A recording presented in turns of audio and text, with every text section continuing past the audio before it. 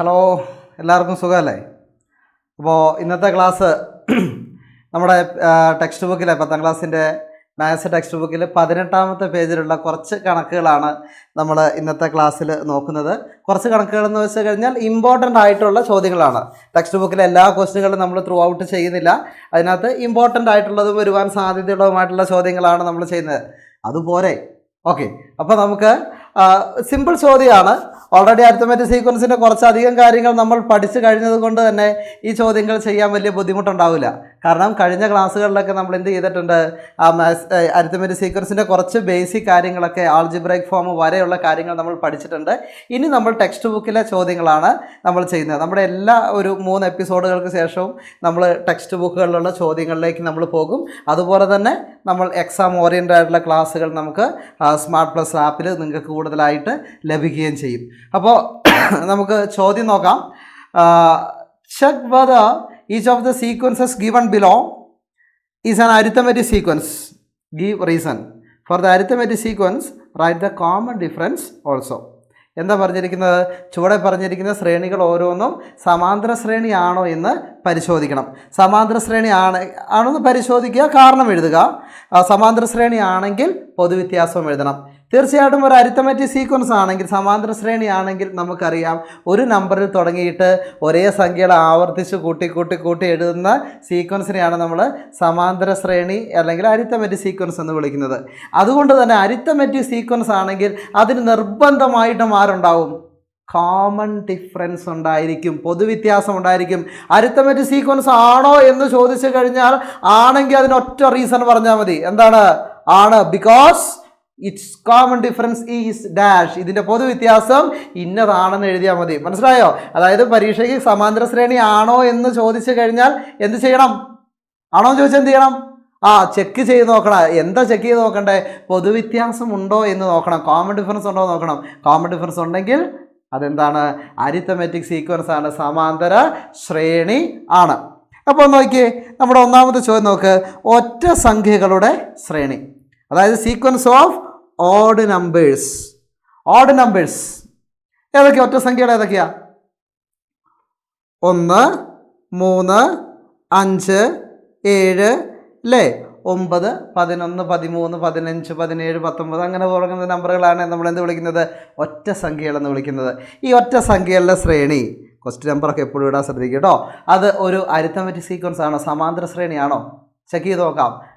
Okay, common difference കണ്ടുപിടിക്കണം അല്ലേ? എങ്ങനെയാണ് കോമൺ ഡിഫറൻസ് കണ്ടുപിടിക്കുന്നത്? എങ്ങനെയാണ് കണ്ടുപിടിക്കുന്നത്? തൊട്ട് മുന്നത്തെ ടൈമിൽ നിന്ന് എന്ത് ചെയ്യണം?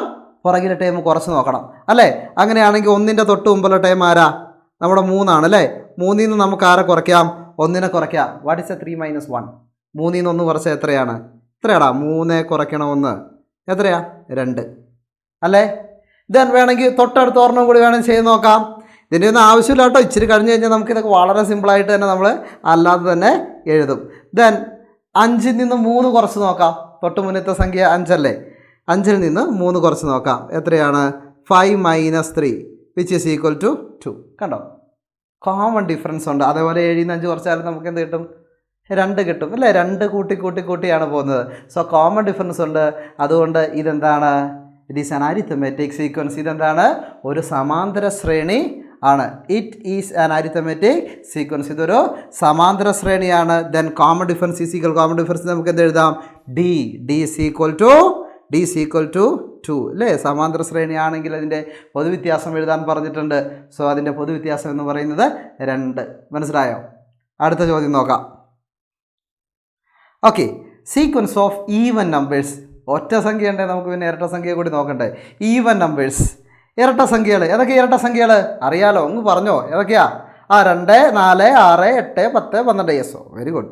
2, 4, 6, 8, 10, 12, 14, 16, 18, 20, 22 തുടങ്ങുന്ന ഈ നമ്പറുകളെയാണ് നമ്മൾ എന്ത് വിളിക്കുന്നത്? ഈവൻ നമ്പേഴ്സ് അല്ലെങ്കിൽ ഇരട്ട സംഖ്യകൾ, 2ൻ്റെ ഗുണിതങ്ങളായിട്ടുള്ള സംഖ്യകൾ. അപ്പോൾ ഇത് സമാന്തര ശ്രേണിയാണോ? സമാന്തര ശ്രേണി ആണെങ്കിൽ ആര് വേണം? നമ്മളിപ്പോൾ പറഞ്ഞ ആര് വേണം? കോമൺ ഡിഫറൻസ് വേണം, പൊതുവ്യത്യാസം വേണം. പൊതുവ്യത്യാസം ഉണ്ടോ ഇവിടെ? പൊതുവ്യത്യാസം ഉണ്ടോ? നോക്കാം അല്ലേ? നമ്മൾ ഏകദേശമൊക്കെ മനസ്സിലായിട്ടുണ്ടെങ്കിൽ ഇപ്പം തന്നെ സംഭവം കിട്ടിയിട്ടുണ്ടാവേ. തൊട്ട് മുന്നത്തെ സംഖ്യയിൽ നിന്ന് പുറകിലെ കുറച്ച് നോക്കാം. 4 കുറയ്ക്കണം 2 എഴുതണം. എഴുതിയേക്കാം, നമുക്ക് അങ്ങനത്തെ ഒരു പ്രശ്നമില്ല. 4 കുറയ്ക്കണം 2 2. നമുക്ക് വളരെ സിമ്പിളായിട്ട് മനസ്സിലാക്കുക എന്നുള്ളതാണ് ഏറ്റവും വലിയ കാര്യം. ഇതാണ് അടുത്തത്. 6ൽ നിന്ന് വേണമെങ്കിൽ തൊട്ട് പുറകിലെ സംഖ്യ 4 കുറച്ച് നോക്കാം. 6 കുറയ്ക്കണം 4. കോമൺ ഡിഫറൻസ് എത്രയാണ്?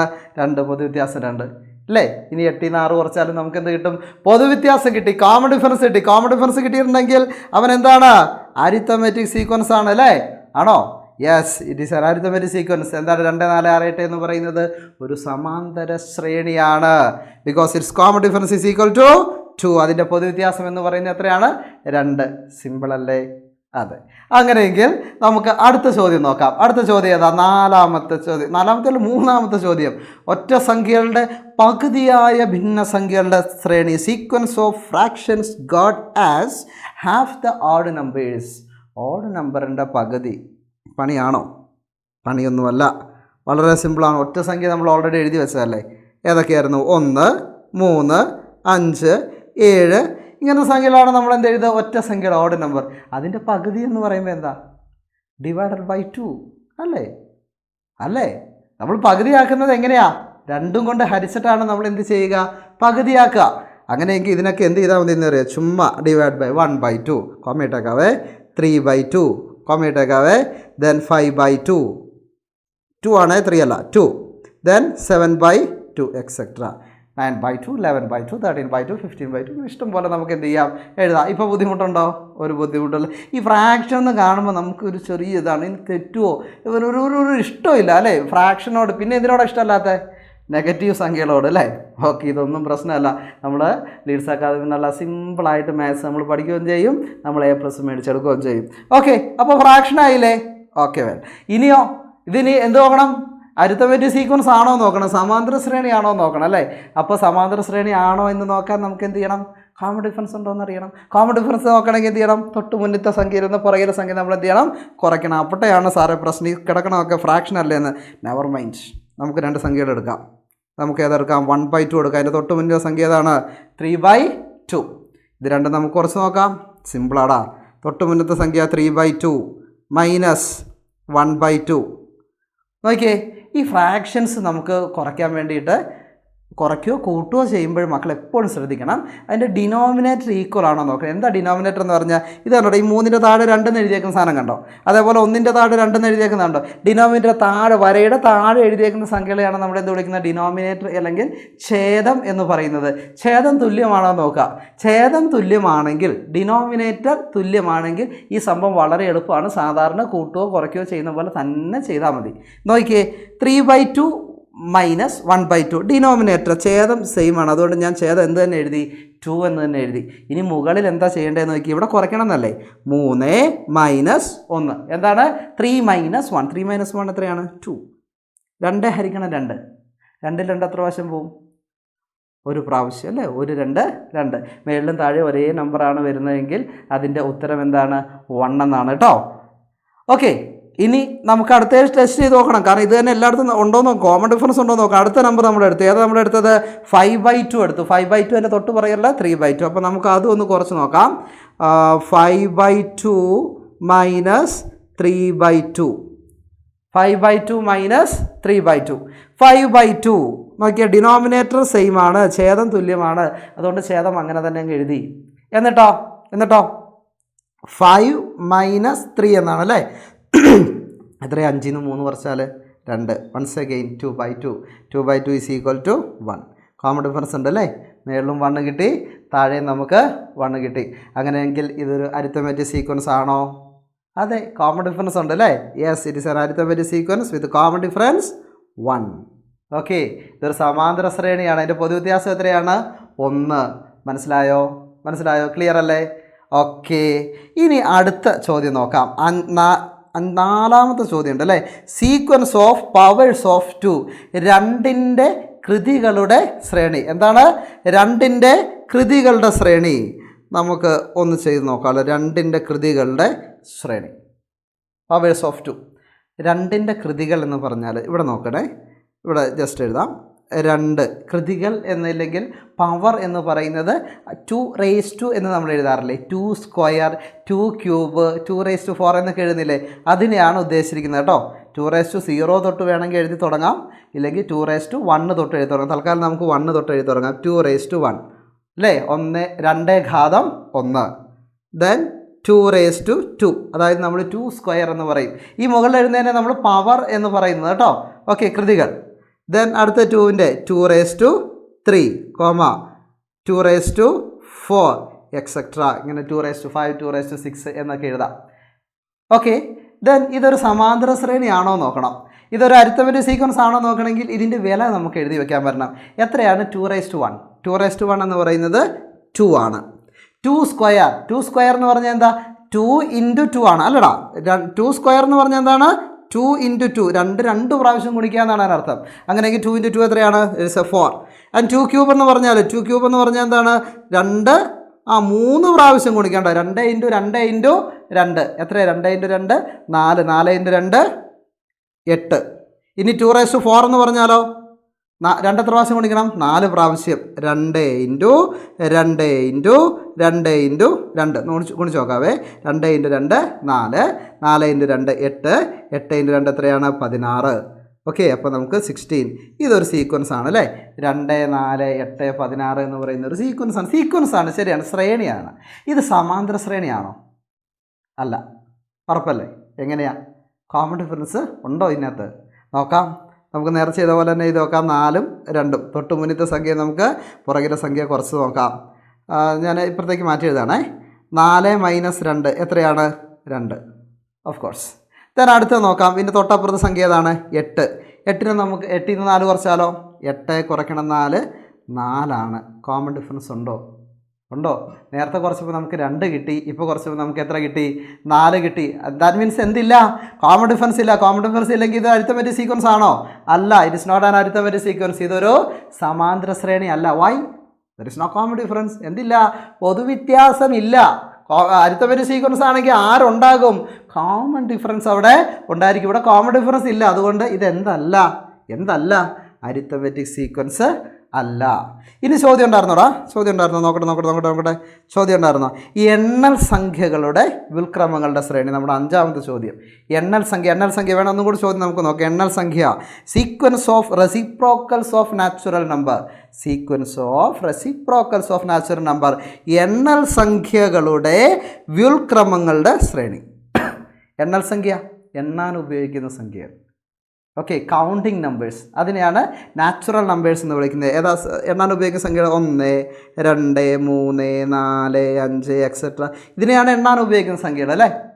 അപ്പോൾ ഇതല്ലാത്ത വേറെ സംഖ്യകളുണ്ടോ? ഇഷ്ടംപോലെ സംഖ്യകളുണ്ട്. ഹോൾ നമ്പേഴ്സ് ഉണ്ട് അല്ലേ. 0ൽ തുടങ്ങുന്ന സംഖ്യകളുണ്ട്. 0 1 2 3 4 തുടങ്ങുന്നുണ്ട്.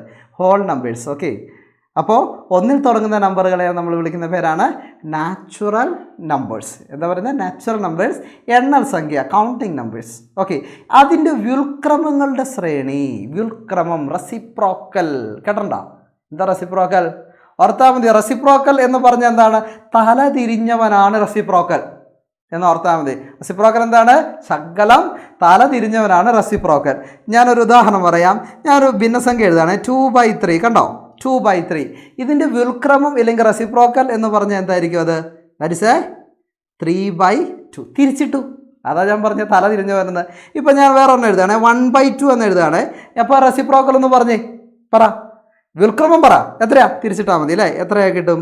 2/1. ഓക്കെ, വേണമെങ്കിൽ ഒരു x/y. എന്താ അതിൻ്റെ വ്യുൽക്രമം? റെസിപ്രോക്കൽ. തിരിച്ചിട്ടാൽ മതി. y/x ആണോ? ഓക്കെ, അപ്പോൾ ഇനി ഞാൻ വേറൊരു കാര്യം പറയട്ടെ. ഞാൻ അവിടുന്ന് 3 എന്ന് എഴുതുകയാണ്. What is the reciprocal of 3? ഇതിപ്പോൾ എങ്ങനെ തിരിച്ചിടുക സാറേ? തിരിച്ചെഴുതേണ്ടി വരുമെന്ന് അല്ലേ. നോക്ക്, ഇതിന് ഞാൻ /1 എന്ന് എഴുതി. 3/1. 3/1 എന്ന് പറഞ്ഞാൽ 3നെ 1 കൊണ്ട് ഹരിച്ചാൽ എത്രയാണ്? ആൻസർ 3 തന്നെയാണ് അല്ലേ. ആണോ?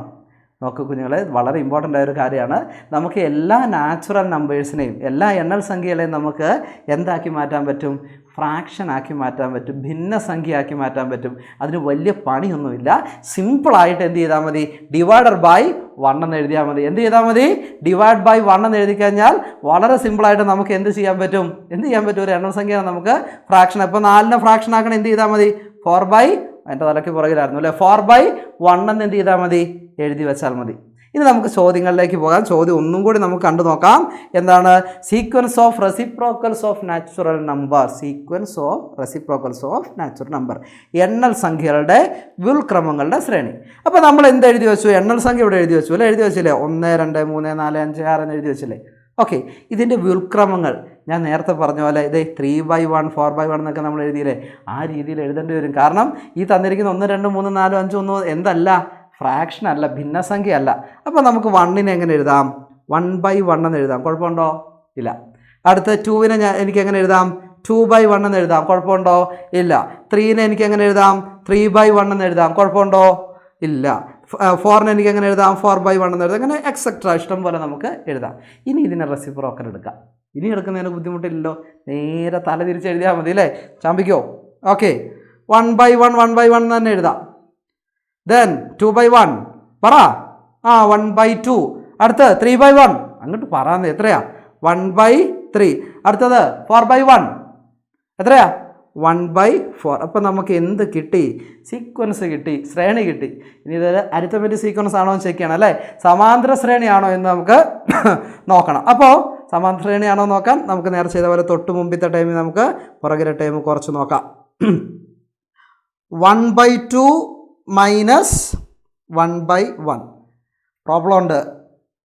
എന്താ പറഞ്ഞേ? ഞാൻ നേരത്തെ പറഞ്ഞായിരുന്നില്ല, ഡിനോമിനേറ്റർ സെയിം ആണെങ്കിൽ, ഛേദം തുല്യമാണെങ്കിൽ കൂട്ടാനോ കുറയ്ക്കാനോ ഒരു ബുദ്ധിമുട്ടില്ല. സിമ്പിളായിട്ട് ഡയറക്റ്റായിട്ട് നമുക്ക് ചെയ്യാം. ഡിനോമിനേറ്ററിന് ഒരു മാറ്റവും വരുത്താതിരുന്നാൽ മതി. ഇവിടെ നോക്കിയേ, ഡിനോമിനേറ്റർ മാറ്റം ഉണ്ടോ? 1/2. ഛേദം എത്രയാ?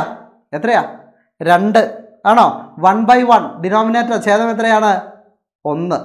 ഓക്കെ, ഡിനോമിനേറ്റർ സെയിം ആക്കിയിട്ടുള്ള ഒരു രീതിയുണ്ട്, LCM കണ്ടുപിടിച്ചിട്ട്. ദെൻ അല്ലാതെ ഒരു മെത്തേഡ് ഉണ്ട്, ക്രോസ് മൾട്ടിപ്ലിക്കേഷൻ. ഞാൻ ക്രോസ് മൾട്ടിപ്ലിക്കേഷനാണ് ഉപയോഗിക്കുന്നത്. കുറച്ചും കൂടി 2 നമ്പറുകളൊക്കെ ഉള്ളെങ്കിൽ ഏറ്റവും എളുപ്പം ക്രോസ് മൾട്ടിപ്ലിക്കേഷൻ തന്നെയാണ്. ഓക്കെ, നോക്കാം. 1 × 1 ഞാനിങ്ങനെ ക്രോസ് ആയിട്ട് ഗുണിച്ചതുണ്ടോ? 1 × 1. 1 × 1 എത്രയാ? 1. ഇതിന് ഇൻബിറ്റ്വീനുള്ള ചിഹ്നം ഏതാണെന്ന് നോക്കുക. ഏത് ചിഹ്നം ഏതാണ്? മൈനസ് ആണ്. മൈനസ് 2 × ഈ 1. 2 × 1 എത്രയാണ്? 2. ഡിവൈഡഡ് ബൈ ഇതിൻ്റെ ഡിനോമിനേറ്ററുകൾ തമ്മിൽ ഗുണിക്കണം. 2 × 1. 2 × 1 എത്രയാ? 2. ഇനി കുറച്ച് നോക്കാം. 1ൽ നിന്ന് 2 കുറച്ചാൽ, 2ൽ നിന്ന് 1 കുറച്ചാൽ എത്രയാ? 2ൽ നിന്ന് 1 കുറച്ചാൽ 1. അങ്ങനെയെങ്കിൽ 1ൽ നിന്ന് 2 ചെറിയ സംഖ്യയിൽ നിന്ന് വലിയ സംഖ്യ കുറയ്ക്കുമ്പോൾ ആൻസർ എന്തായിരിക്കും? നെഗറ്റീവ് ആയിരിക്കും. അപ്പോൾ -1/2. Got it? ഓക്കെ, ഒരെണ്ണം കൂടി ചെയ്യാം. അപ്പോൾ കുറച്ചും കൂടി ക്ലിയർ ആവും. നോക്ക്, അടുത്ത നമ്പർ ഞാൻ എടുത്തു 1/3. അതിൽ നിന്ന് ഏതെനിക്ക് കുറയ്ക്കണം? 1/2 കുറയ്ക്കണം. കാരണം എനിക്ക് എന്താ നോക്കേണ്ടത്? അരിത്തമെറ്റിക് സീക്വൻസ് ആണോ എന്ന് ചെക്ക് ചെയ്യണം. അതിനുവേണ്ടി എനിക്ക് എന്ത് വേണം? കോമൺ ഡിഫറൻസ് ഉണ്ടോ എന്ന് നോക്കണം. അങ്ങനെയെങ്കിൽ ഞാനതാണ് ചെയ്യാൻ വേണ്ടി പോകുന്നത്. എവിടെ പോയി? Yes, 1/3 minus 1/2. എന്ത് ചെയ്യാം നമുക്ക്? എന്ത് ചെയ്യാമെന്നാണ് പറഞ്ഞത്? ക്രോസ് മൾട്ടിപ്ലൈ ചെയ്യുക അല്ലേ? ഇങ്ങനെ ക്രോസ് മൾട്ടിപ്ലിക്കേഷൻ നമ്മൾ ചെയ്യാൻ വേണ്ടി പോവാണ്. ക്രോസ് മൾട്ടിപ്ലിക്കേഷൻ 1 × 2 എത്രയാ? 1 × 2 2. മൈനസ് അല്ലേ ചിഹ്നം? മൈനസ്. 1 × 3 ഇല്ലെങ്കിൽ 3 × 1 3 ഡിവൈഡഡ് ബൈ ഡിനോമിനേറ്റർ തമ്മിൽ ഗുണിക്കണം. ഡിനോമിനേറ്റർ 3 × 2 6. ദെൻ 2ൽ നിന്ന് 3 കുറച്ചാൽ, 3ൽ നിന്ന് 2 കുറച്ചാൽ 1. അപ്പം 2ൽ നിന്ന് 3 വലിയ സംഖ്യയാണ് കുറയ്ക്കുന്നത്. അപ്പോഴോ -1 -1/6. കോമൺ ഡിഫറൻസ് ഉണ്ടോ? കോമൺ ഡിഫറൻസ് ഉണ്ടോ? കോമൺ ഡിഫറൻസ് ഉണ്ടോ? ഇല്ല. കാരണം ഇവിടെ നമുക്ക് എത്ര കിട്ടിയേ? -1/2 ആണ് കിട്ടിയത്. ഇവിടെ നമുക്ക് എത്ര കിട്ടിയത്? -1/6 ആണ് കിട്ടിയത്. കോമൺ ഡിഫറൻസ് ഇല്ല അല്ലേ? അങ്ങനെയാണെങ്കിൽ ഇത് അരിത്തമെറ്റിക് സീക്വൻസ് ആണോ? ഇതൊരു സമാന്തര ശ്രേണി ആണോ? അല്ല. It is not a arithmetic sequence. ഇതൊരു സമാന്തര ശ്രേണിയല്ല. കാരണം എന്തില്ല? പൊതുവ്യത്യാസം ഇല്ല. മനസ്സിലായോ? അപ്പോൾ നമ്മൾ 18-ാം പേജിലെ ചോദ്യം ക്ലിയർ ആയില്ല. നമ്മൾ എത്രാമത്തെ ചോദ്യം നോക്കിയത്? ഓക്കെ, ഈ ചോദ്യം എല്ലാം ക്ലിയർ ആയിരുന്നു. നമ്മൾ ഒരു ഏകദേശം 4 ചോദ്യങ്ങൾ നമ്മൾ നോക്കി. ആ 4 ചോദ്യം ക്ലിയർ ആയെന്ന് വിശ്വസിക്കുന്നു. ഓക്കെ, അടുത്ത ചോദ്യമായിട്ട് ഞാൻ അടുത്ത ക്ലാസ്സിൽ വരും. അപ്പോൾ കണക്കുകളൊക്കെ എന്ത് ചെയ്യണം? വെറുതെ നോക്കി എന്നാൽ പോരാ, ചെയ്ത് തന്നെ പഠിക്കണം, മിടുക്കന്മാരാകണം. സെറ്റല്ലേ? ഓക്കെ, വീണ്ടും അടുത്ത ക്ലാസ്സിൽ കാണാം കേട്ടോ. ബൈ.